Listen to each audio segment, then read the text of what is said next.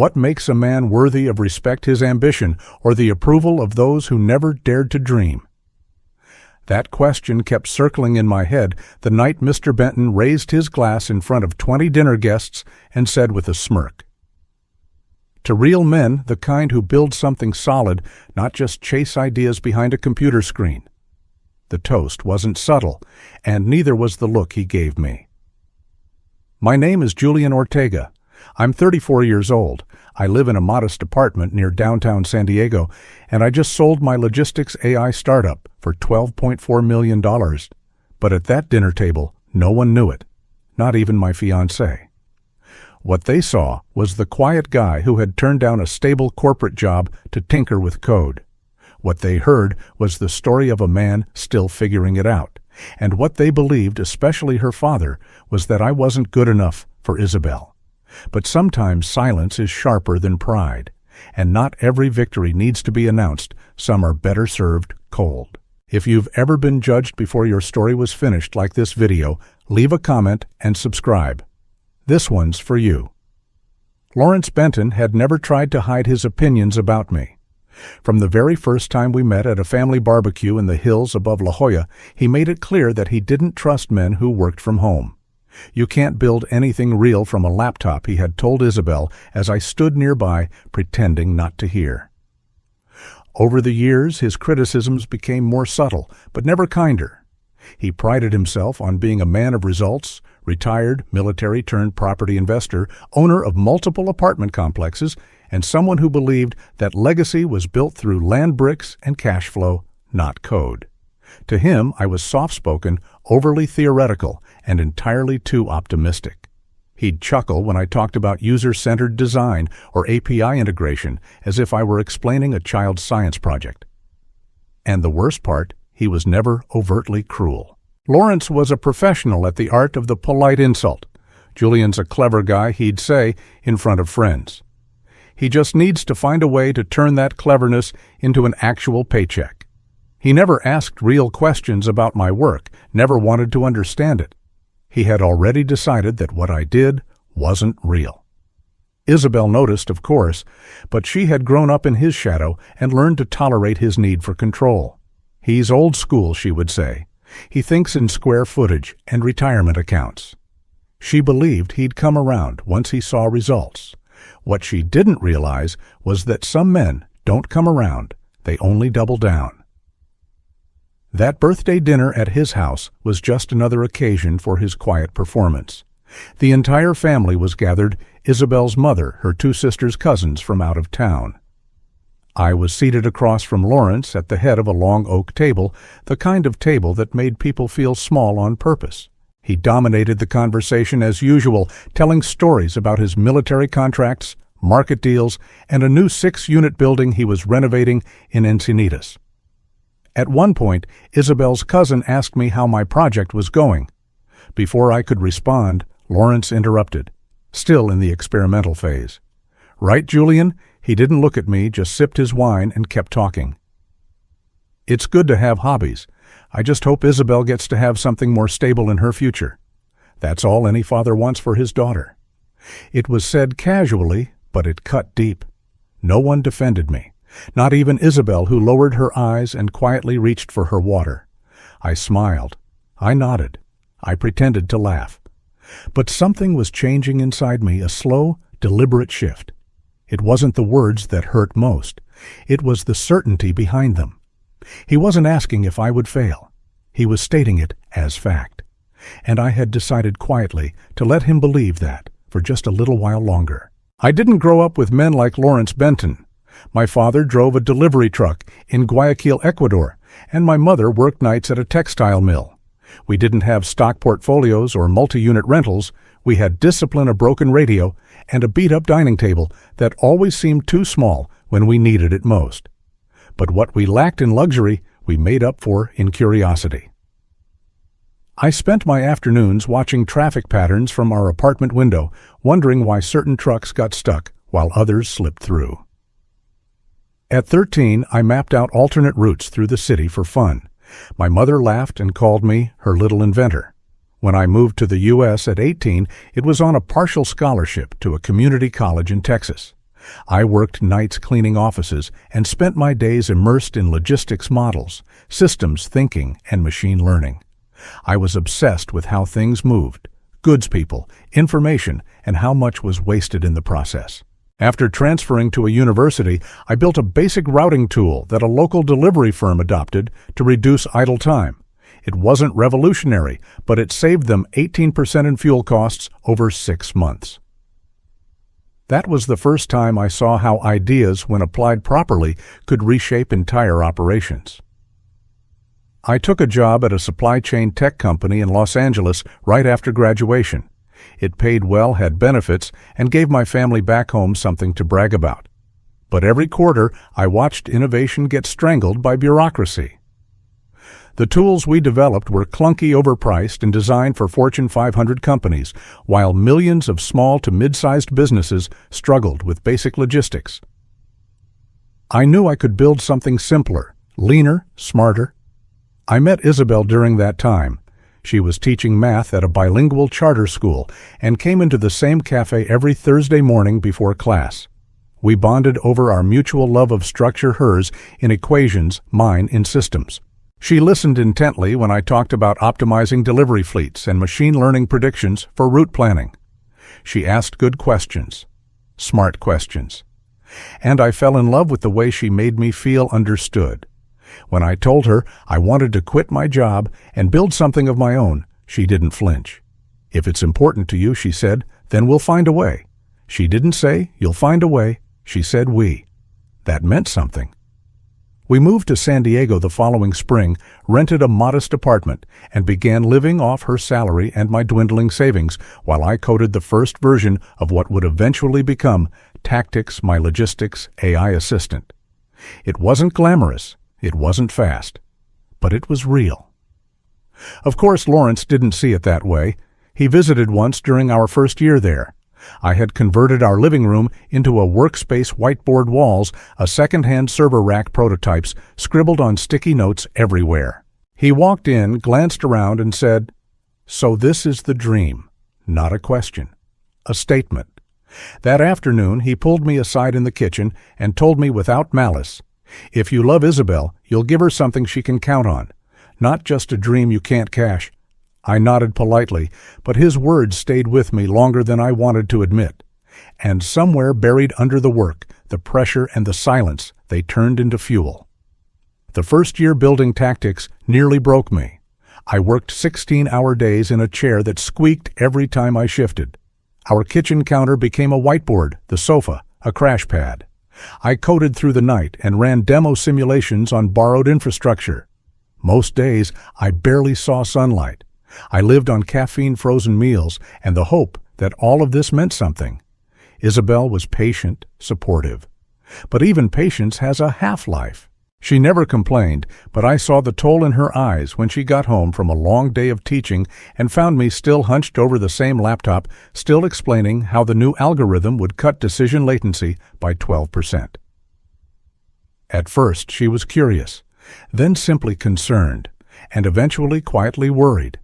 Meanwhile, Lawrence kept playing the role of helpful observer. Once a month, like clockwork, he'd send me job listings, just in case his emails would say, "Might be worth considering." They weren't suggestions.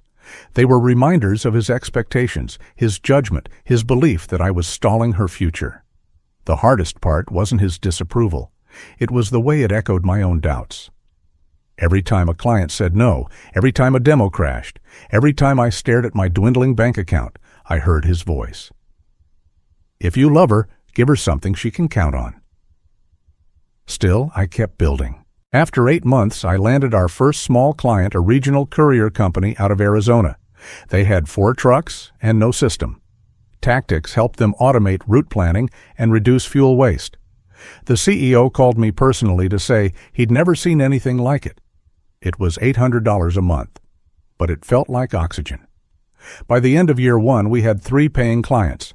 Not a lot, but enough to survive, enough to believe. Isabel started helping with customer onboarding in the evenings. She created walkthrough guides, translated documents into Spanish for our Latin American prospects, and even sat in on sales calls when I was too exhausted to explain the tech in plain English. There were moments, brief, beautiful ones, where I thought we had turned a corner. But then came the second year. One of our early clients pulled out due to budget cuts. Another signed with a big-name provider who undercut us using corporate incentives we couldn't match. Leads dried up. My code got sloppier. I worked through flu migraines burnout. And the nights Isabel came home and found me asleep on the floor weren't rare, they were normal. That's when Lawrence started calling more often. Not to ask how things were going, but to offer alternatives. A management position had opened up at a logistics firm he invested in. They're looking for someone sharp, he said. It's not failure to change course, it's wisdom. I thanked him and declined. Every time. He didn't push, but I could hear the disappointment. Like I was choosing stubbornness over sense. Like I was gambling with Isabel's life too, not just my own. He never asked what the software actually did. He never once said, "Show me what you're building." He just assumed it wouldn't matter. But in the third year, something changed.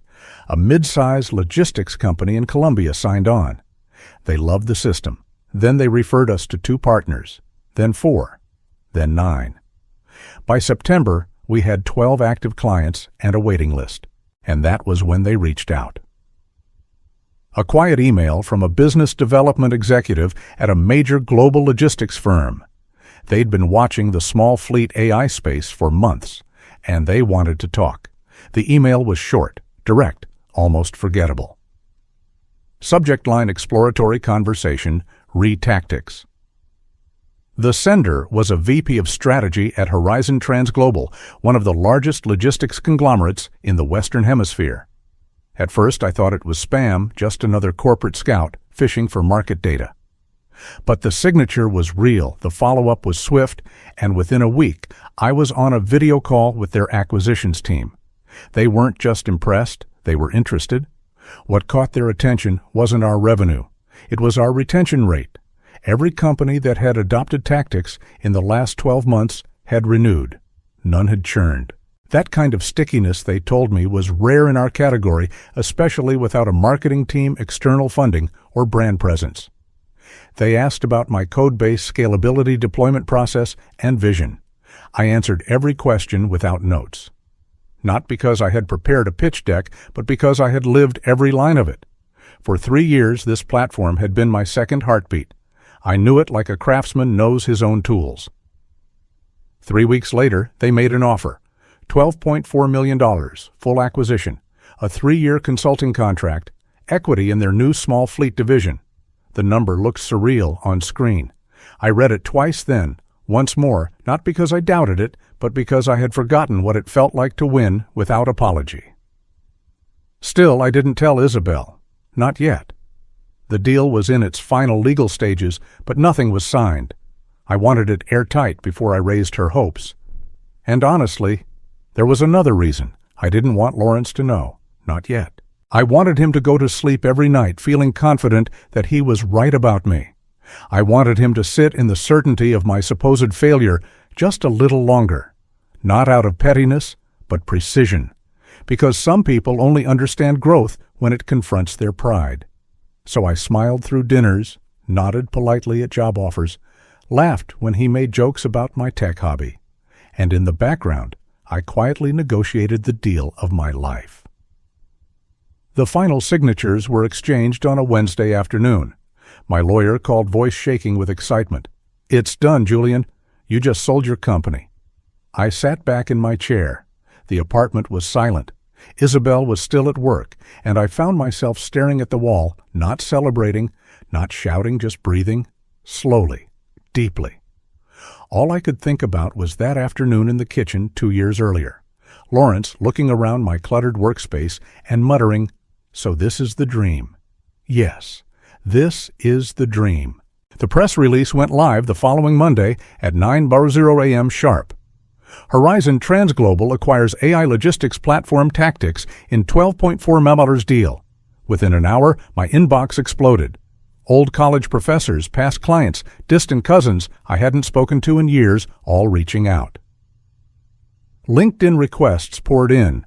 Former coworkers shared the article with captions like, "Knew he was onto something," and "From silent builder to industry shaker."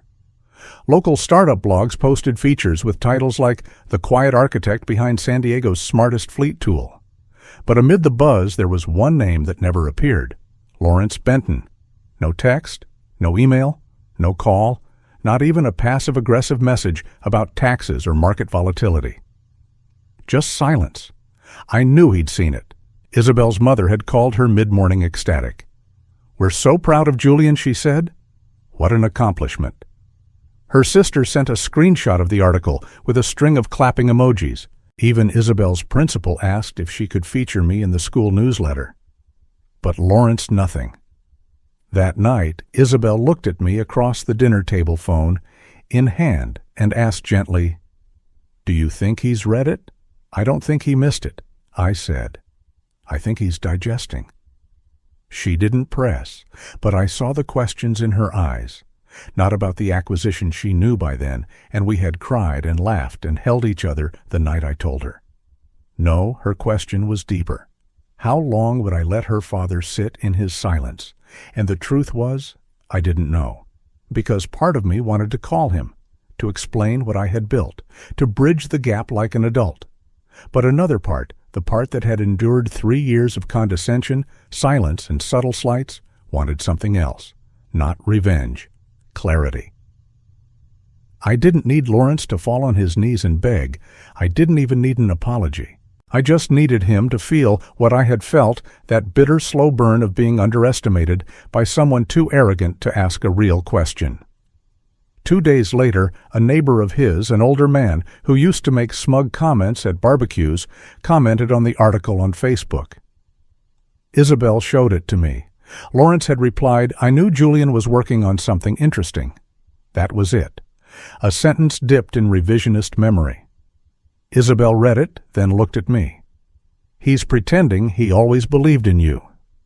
I shrugged. He's trying to rewrite the past before the truth settles. But I wasn't going to help him do it.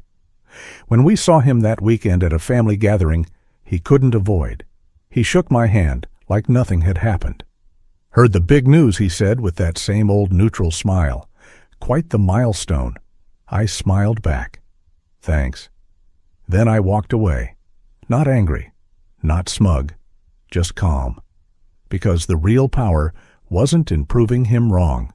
It was in no longer needing him to know I was right. It wasn't until the following Thursday that Lawrence finally cracked. He showed up unannounced at our apartment just after 7 in the evening, holding a bottle of wine and wearing a look I hadn't seen before, somewhere between apology and confusion. Isabel answered the door. She froze for half a second, then stepped aside to let him in. "I was hoping to speak with both of you," he said. His voice was lower than usual. Less sure. We sat in the living room. I didn't offer him a drink. He looked at the wine in his hands as if realizing he didn't know why he'd brought it. Then, without preamble, he spoke. "I owe you both an apology," he said. "Julian, I've been trying to reach you all week. I understand why you haven't answered. I said things I can't take back. And now that I've seen what you've accomplished, I realize how deeply wrong I was, not just about your work, but about you." I didn't say anything. I wanted to hear it all. I wanted him to sit in the discomfort of every word. When I saw the article, my first reaction wasn't pride. It was shame. Not because of what you built, but because of how I treated you while you were building it. I dismissed you without ever trying to understand what you were doing.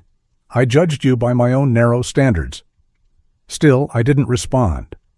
Lawrence looked at Isabel. "Your mother told me you overheard what I said at my birthday dinner, that you heard me call Julian a dreamer, that I implied you deserved more." Isabel's jaw tightened. "It wasn't implied, Dad. It was clear." He nodded slowly. "You're right. I said those things, and they weren't just unkind, they were arrogant. I thought I was protecting you. But really I was projecting my own fear. Fear, I asked, finally, my voice flat. Lawrence looked at me. I've built my life on things I can touch. Property, contracts, income I can predict. I never understood tech or data, or why people would trust something they can't hold in their hands. So I assumed that, because I didn't understand it, it couldn't be real. That's not just fear, I said quietly. That's ego. He flinched at that, but didn't disagree. You didn't just question the business, I continued. You questioned me. You reduced years of work to a hobby. You made Isabel feel like she was choosing wrong. I know, he said, and I'm sorry. Isabel leaned forward, her voice firm. You treated him like a child chasing a fantasy dad. For 3 years, every dinner, every family gathering, you made him feel small. You called it concern, but it was control. Lawrence exhaled. You're both right, and I deserve every word of this. There was a long silence. Then he asked, what would you need from me to believe that my apology is real? I looked at him, really looked at him. For the first time, he wasn't performing. He wasn't deflecting. He was just a man, older, flawed, uncertain, trying to make things right. I don't need you to celebrate my success, I said. I need you to understand that you were wrong before the money came in. You were wrong when the code was half finished and the servers were crashing. You were wrong when I was invisible, and you need to respect Isabel's judgment, not just when it matches yours. Lawrence nodded slowly. You have my word on that. He didn't offer a speech, didn't cry. But the way he stood up, the way his shoulders lowered, something in him had shifted. Later that night, Isabel asked me how I felt. I told her I wasn't sure yet, because forgiveness isn't something you say once. It's something you prove over time. And trust rebuilds itself brick by brick after the noise has finally quieted. The weeks that followed felt strange, like walking through a house where all the furniture had been moved 2 inches to the left. Nothing looked obviously different, but everything felt off. Not in a bad way, just unfamiliar. Lawrence began calling more often, but with a different tone. Not to offer advice, not to suggest jobs. He asked questions, real ones, about data modeling, user interface choices, and onboarding funnels. He admitted he didn't understand most of what I said, but he listened, and that in itself was new. For a while, I kept my distance, not out of bitterness, but because I needed space. I had lived 3 years under the weight of his unspoken judgment. I wasn't about to rush into pretending that everything was fine just because he'd shifted his tone. I answered his calls when I felt like it, and sometimes I didn't. Meanwhile, my life was changing in bigger ways. Horizon Transglobal had onboarded me as a senior product consultant. The team I worked with was sharp, respectful, and gave me more resources in 2 weeks than I'd had in the previous 3 years combined. Tactics was being integrated into their enterprise dashboard. Our tech, what I had once built in my apartment, was now serving fleets in 7 countries. And Isabel, she was different too. She walked taller, smiled more. I think some invisible tension she'd been carrying for years had finally dissolved. The distance between her father and me had always forced her into a quiet middle. Now she could just exist, no longer translating between 2 men with incompatible definitions of success. The real test came at Christmas dinner just 6 weeks after the acquisition was announced. Lawrence invited everyone to his home again, and this time Isabel and I accepted. Not because I owed him anything, but because I was curious. I wanted to see what he would do now that the power had shifted. From the moment we arrived, the difference was clear. Lawrence didn't dominate the conversation. He made space. When people asked about tactics, he didn't interrupt or redirect. He listened. And when his old business partner asked, "So what exactly does Julian do?" Lawrence smiled and said, "He's the founder of Tactics, an AI platform Horizon just acquired. He's helping redesign how logistics runs in half of Latin America." The table went quiet for a second. That kind of pride. From Lawrence. No one expected it. Later in the kitchen, as Isabel helped her mother with dessert, Lawrence handed me a beer and said, "You handled my doubt with more grace than I deserved. You could have embarrassed me. You didn't. I considered it, I said. He laughed a short, honest laugh. I would have earned it, but you let me walk my own path toward understanding, and that takes more strength than I had the wisdom to see. I nodded, but said nothing, because the real shift wasn't in what he was saying now.